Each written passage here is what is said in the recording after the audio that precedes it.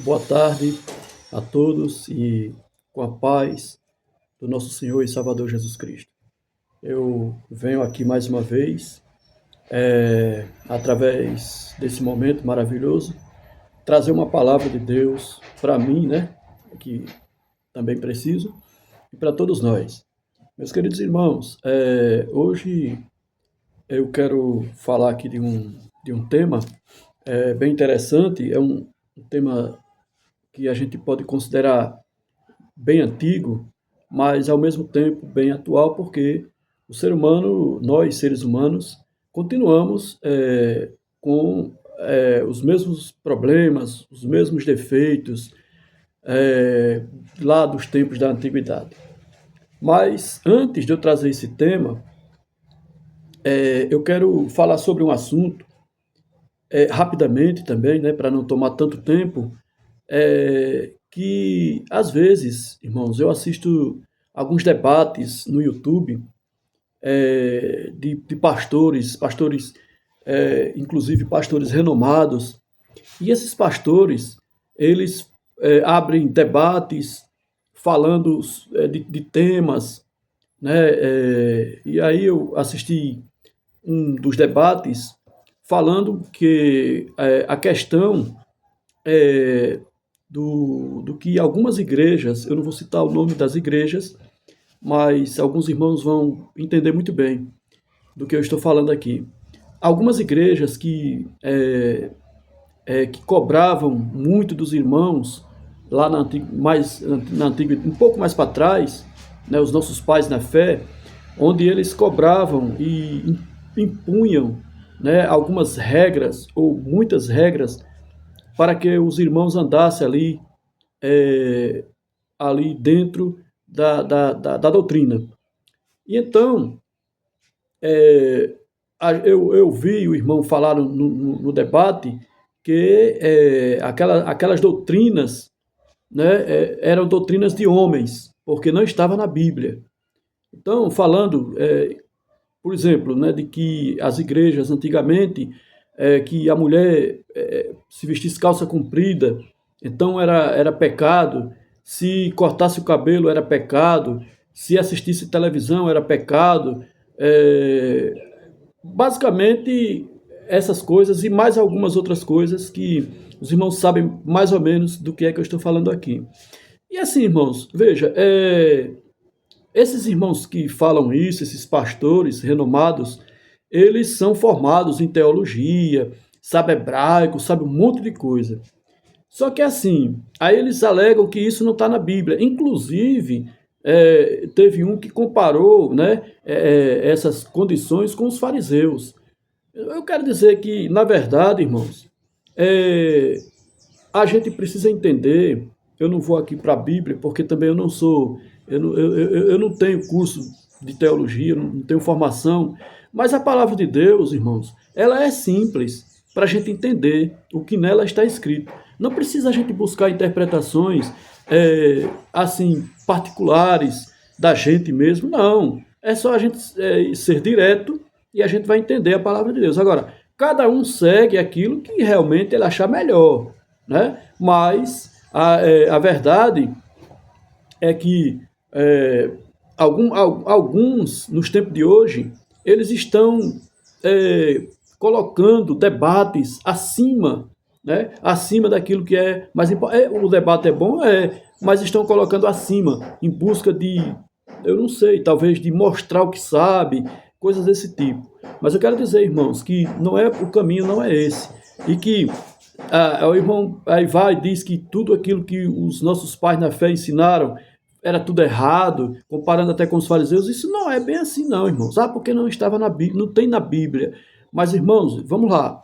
É, a doutrina da Trindade, Pai, Filho e Espírito Santo, tem na Bíblia? Não tem. Não tem na Bíblia. A gente subentende, né, que Pai, existe o Pai, o Filho e o Espírito Santo, logo a gente chama a doutrina da Trindade. Os três, Pai, Filho e Espírito Santo. Mas não tem na Bíblia essa doutrina. Né? Não tem. Então a gente entende que existe por conta dos três, que são os três que são um.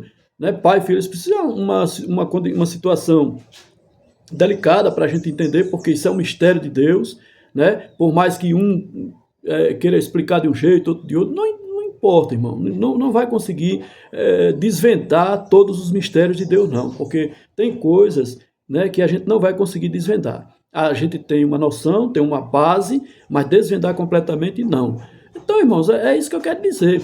Mas quando os nossos pais na fé, ele nos advertia, né, para que a gente não fizesse tais coisas, ou, quer dizer, quando eu vim começar a congregar, né, ainda existia algumas coisas, mas não eram tão rigorosas assim não. Mas quando eles alertavam, né, e cobravam isso dos irmãos e das irmãs, a gente entende, irmãos, que isso não era para o mal, não. Isso não tem nada a ver com os fariseus. Isso aí era para o bem-estar espiritual daquelas pessoas. Isso era para o bem-estar espiritual daquelas pessoas. E se a gente for atentar para a palavra de Deus, a gente vê que Jesus falou: não ameis o mundo, não ameis o mundo, irmãos. Isso está na Bíblia. Não ameis o mundo e nem o que há no mundo. Não ameis. Então, o que a gente tem que pegar agora é o quê? O contexto daquela época, né? O contexto daqueles tempos, onde certas coisas que foram mudando, que foram se modernizando, certo? E a igreja não concordava porque aquilo era um escândalo, né? Até para a sociedade de forma geral. Então não é porque não está na Bíblia, irmãos, espera aí, não é bem assim não. Não é bem assim, né? A palavra de Deus diz, o apóstolo Paulo também diz, que nós devemos conservar as boas tradições. Ah, mas é usos e costumes. Usos e costumes são bons costumes. As boas tradições, elas devem ser conservadas. Elas devem ser conservadas. Agora, quem não quiser conservar, não tem problema. Né? Não tem problema. Agora, vim dizer que não, porque não está na Bíblia, porque aquilo ali era doutrina de homens. Doutrina de homens não, irmãos. Não é doutrina de homens. Não é doutrina de homens. Os nossos pais na fé que cobravam isso da igreja, a igreja recebia poder de Deus. A igreja recebia, porque eu não creio. Você fique à vontade, irmão. Você não é obrigado a crer, não. Ninguém é obrigado a crer. Mas essa é a realidade. Essa é a realidade. Porque quando o povo, mas o meu povo perece por falta de conhecimento. Não, o povo naquele tempo, irmão, o povo vivia, era na fé. O povo não vivia perecendo, não. O povo vivia na fé, tinha comunhão com Deus, e ainda tem. Não é só naquele tempo, ainda tem. Mas naquele tempo havia, a porta era estreita. A porta era estreita. Agora, hoje está tudo aí. Ó. A porta está escancarada. Está escancarada. Então é isso que eu quero dizer, irmãos. Porque ninguém é dono da verdade. O dono da verdade é só Jesus. Ele sim é o dono da verdade. Mas tem certas coisas que é bom a gente esclarecer. Né? Não é questão de debate, não, porque eu acho que essa questão de debate é bom para quem tem os conhecimentos lá teológicos, quem tem, né, conhecimentos profundos e tal, mas isso não vai levar a um lugar tão. Né, porque um diz uma coisa, outro diz outra, não, eu estou certo, outro, não, você está errado. Irmão, não vai chegar a lugar nenhum. Não vai chegar a lugar nenhum desse jeito, não. O que nós temos que fazer, né, é alertar a nós mesmos e as outras pessoas, né, sobre a salvação em Jesus Cristo. E Jesus quer um povo separado, Jesus quer um povo escolhido, um povo zeloso e de boas obras. Essa é a grande verdade. Então, para ser escolhido, para ser um povo zeloso de boas obras, realmente tem que se afastar do mundo. E era isso que os nossos pais da fé, eles pregavam, se afaste do mundo. E naquele tempo, tanto a TV quanto muitas coisas, a igreja entendia que aquilo ali ia trazer danos para a vida espiritual das pessoas. E daí? E, de certa forma, trouxe muitos danos mesmo. De certa forma, trouxe coisas boas, mas também trouxe danos.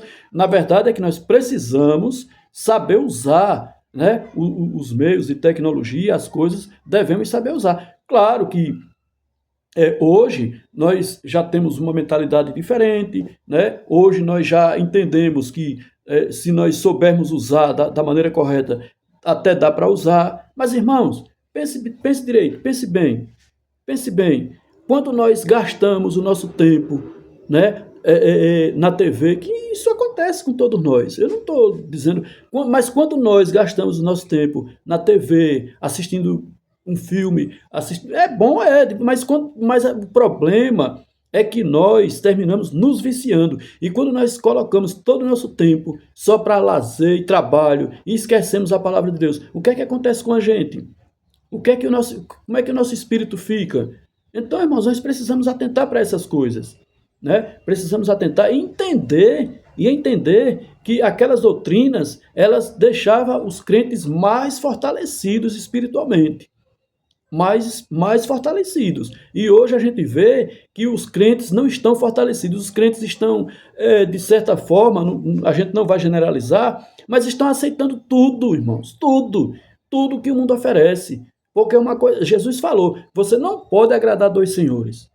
Você não tem como agradar dois senhores, a Deus e ao mundo. Você só pode agradar a um Senhor.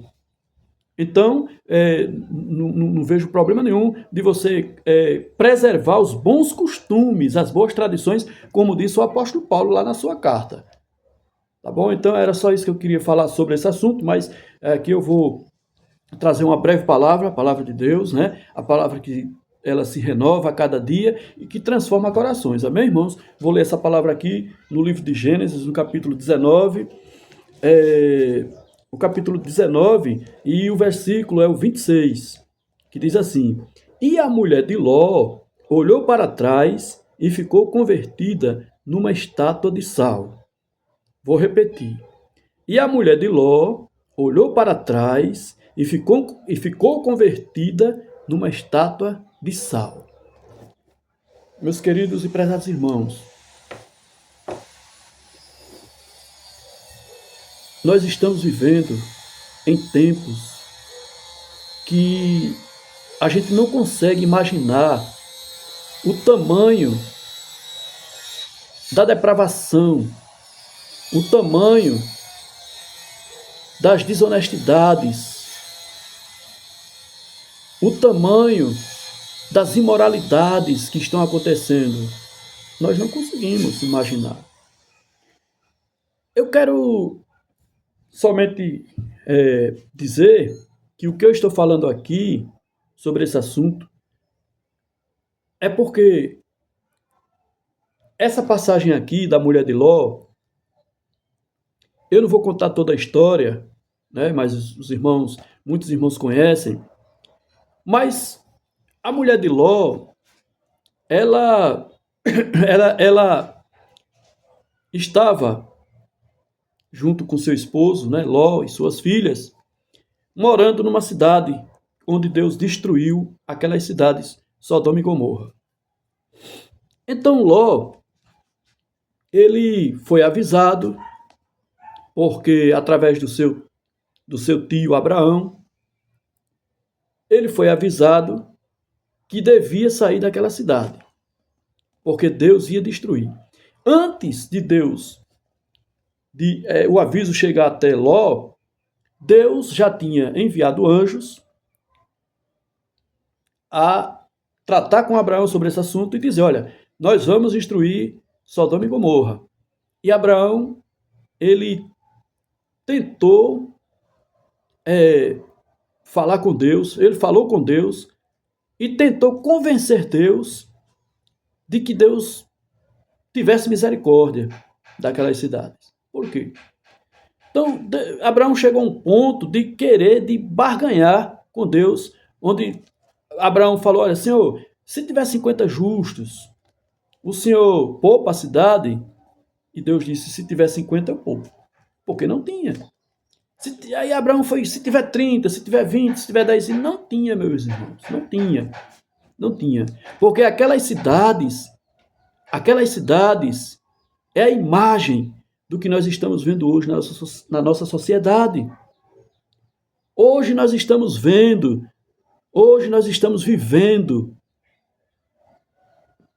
situação provavelmente, talvez até pior do que aquelas duas cidades.